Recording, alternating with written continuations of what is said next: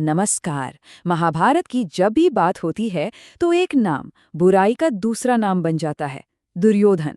लेकिन सोचिए, क्या हो अगर इस कहानी का एक और पहलू हो, एक ऐसा पहलू जिसे हमने कभी सुना ही नहीं। आज हम दुर्योधन की उसी अनकही कहानी के पन्ने पलटेंगे। तो सवाल यही उठता है कि वो असल में था कौन, एक नायक या फिर एक खलनायक।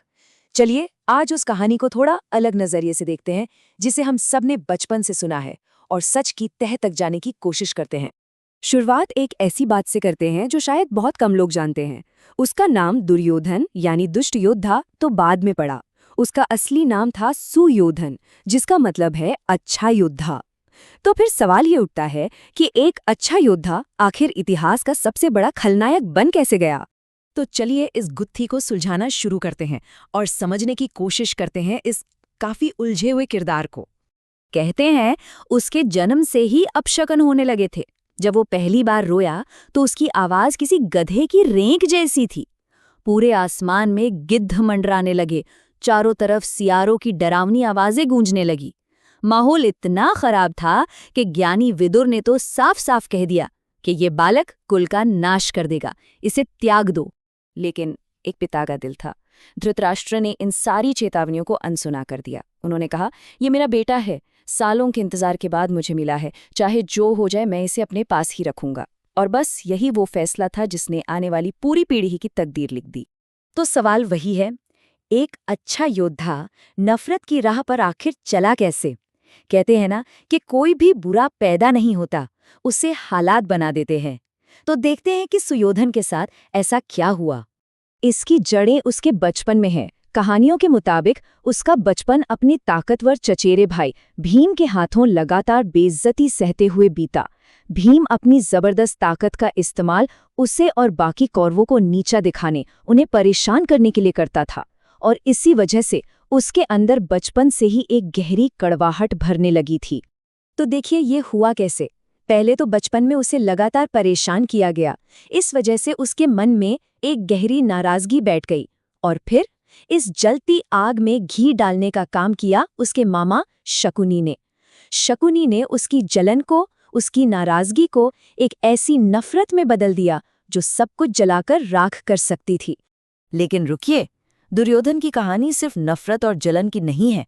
असल में जो बात इस किरदार को इतना कॉम्प्लेक्स बनाती है वो है इसके अंदर के विरोधाभास, एक ही सिक्के के दो पहलुओं की तरह। एक तरफ तो वो पांडवों से नफरत करता था, लेकिन दूसरी तरफ उसने कर्ण के लिए जो किया वो कमाल था। उस जमाने में जब जन्म को सबसे ऊपर माना जाता था, दुर्योधन ने कहा, एक योद्धा की कीमत उसके जन्म से नहीं उसके कौशल से होती है। और ये कहकर उसने समाज के सारे नियम तोड़ दिए। उसने एक तथाकथित नीची जाति के लेकिन महान योद्धा कर्ण को अंग देश का राजा बना दिया। यहीं से शुरुआत हुई इतिहास की सबसे गहरी और मशहूर दोस्तियों में से एक की। तो ये है दुर्योधन के दो चेहरे, बिल्कुल साफ। एक तरफ वो एक ऐसा राजा था जिसकी राज में प्रजा खुश थी। वो एक ऐसा दोस्त था जो दोस्ती के लिए कुछ भी कर सकता था। लेकिन वही दुर्योधन दूसरी तरफ भरी सभा में द्रौपदी का अपमान करता है, अपने भाई भीम को जहर देने की कोशिश करता है और धोखे से पांडवों का सब कुछ छीन लेता है। एक ही इंसान और इतने अलग अलग रूप। और अब कहानी उस मोड़ पर आती है जहां उसकी सबसे बड़ी खूबी, उसकी सबसे बड़ी ताकत ही उसकी सबसे बड़ी कमजोरी और उसके अंत का कारण बन जाती है। कल्पना कीजिए कुरुक्षेत्र का मैदान। दुर्योधन जख्मी हालत में पड़ा है, उसकी पूरी सेना खत्म हो चुकी है, सब कुछ तबाह हो गया है। और उस वक्त उसके अंतिम पलों में उससे मिलने आते हैं कृष्ण।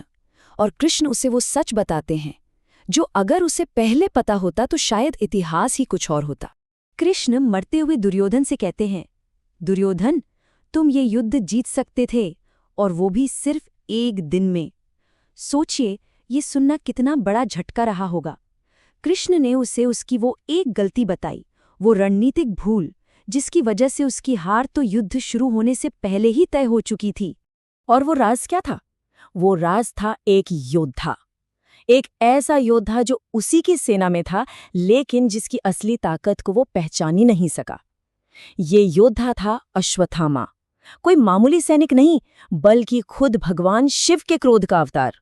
एक अमर योद्धा जो अकेले ही हजारों सैनिकों पर भारी पड़ सकता था।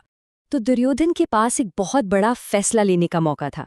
अपनी सेना का सेनापति किसे बनाया जाए? एक तरफ था कर्ण, निस्संदेह एक महान योद्धा, लेकिन दूसरी तरफ था अश्वत्थामा, जिसकी शक्ति की कोई तुलना ही नहीं थी। वो तो साक्षात विनाश का रूप था। दोनों की ताकत में जमीन आसमान का फर्क था। और यहीं पर दुर्योधन ने वो गलती की। कृष्ण ने कहा, तुम्हारी जो सबसे बड़ी ताकत थी, अपने दोस्त कर्ण के लिए तुम्हारा प्यार, वही तुम्हारी सबसे बड़ी कमजोरी बन गई। उसकी दोस्ती, उसकी वफादारी ने उसे अंधा कर दिया था। उसने दिमाग से नहीं, दिल से फैसला लिया। उसने रणनीति पर दोस्ती को चुना और इसी फैसले ने उसकी हार तय कर दी। लेकिन रुकिए, कहानी अभी खत्म नहीं हुई है, क्योंकि इसका जो अंत है वो शायद इस पूरी कहानी का सबसे हैरान कर देने वाला हिस्सा है। कई साल बीत गए, पांडवों ने राज किया और फिर अंत में वो स्वर्ग की ओर चल पड़े।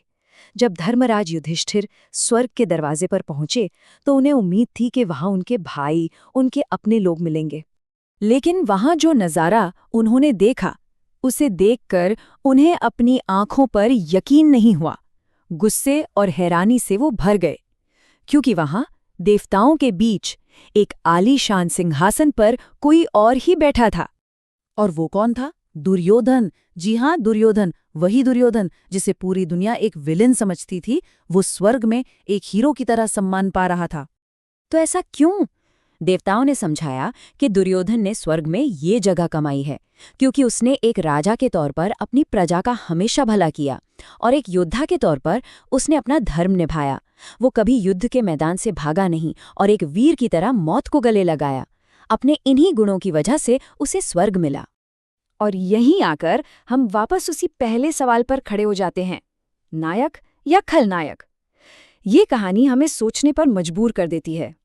क्या अच्छाई और बुराई को हम काले और सफ़ेद में बांट सकते हैं, या फिर असली सच कहीं इन दोनों के बीच के धुंधले रास्ते में छिपा है?